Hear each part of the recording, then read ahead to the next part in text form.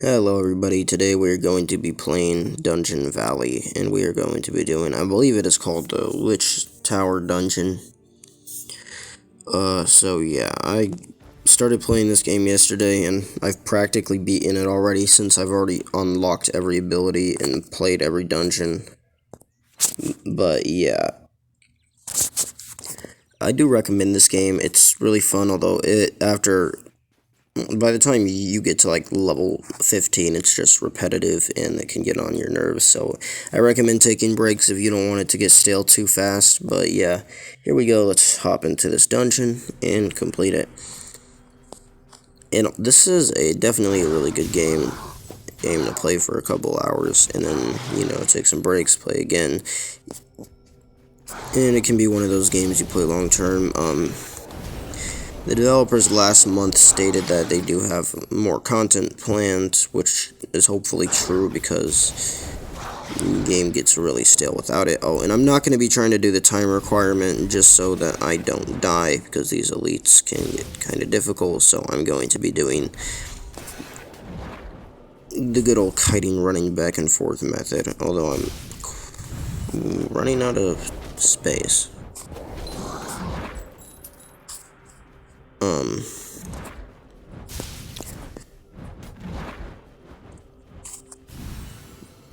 Not using any health potions.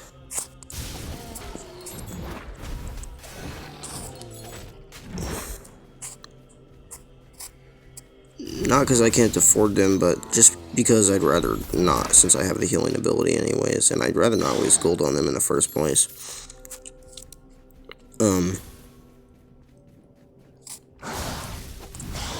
And just a quick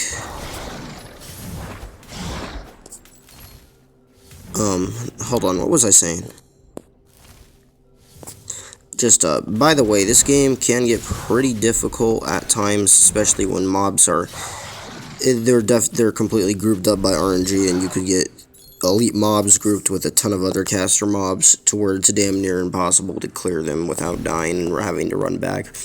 There is no penalty for death other than having to run back and run through, and if you're trying to do the time requirement, that's definitely not a good thing. But I'm not for the time requirement. I'd rather stack up some gear before I move on to the next difficulty. Because after you complete the time requirement X amount of times, you're going to be moving on to another difficulty. And a major mistake would be being under-geared, which I'm not under-geared other than my helmet, but I haven't been able to get a new helmet in quite a while. But it's not too major, it's not as major as something like a weapon is. Am I gonna die here? I think so. Those purple mages are extremely dangerous because their abilities track you down. And, of course, all of them hurt, but just always quite a bit more worried about those ones. A nice crit there for 3k. Now, you can progress in this game infinitely in terms of armor and upgrades, I believe, and difficulties. At least I think you can. I really would love to see a game like this that has a level cap, though. But yeah, also,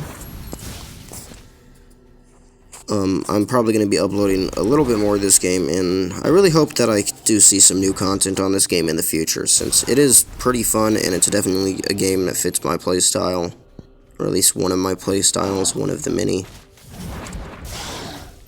So it would be very cool to see a new dungeon, new gear, maybe new abilities. That would all be very, very, very nice. And I'm using Chain Lightning ability because of the AoE, how it zaps on more than one enemy at once, which is really nice because it makes the run a bit more efficient. Smite is an ability you get pretty much at the start of the game, and it's definitely something you want to keep till the end of the game, as you can see by just how much damage it's doing. I am set for a damage build. You can go with a tank build if you like, and I usually do prefer playing tank builds in video games, that's true, but for this game, I went damage build, because why not? But yeah, the boss should be coming up very soon. I think the next room or area is going to be the boss. Yep, I see those purple circles. Alright, and there's a lot of abilities in this game. There's sweep, which you start with, shield, which you start with, smite, which you get, range is pretty good. Chain lightning and heal are definitely very good, and that's why I use them. I don't use fireball, crippling blow, grenade bomb, or I've never even used arcane shards before.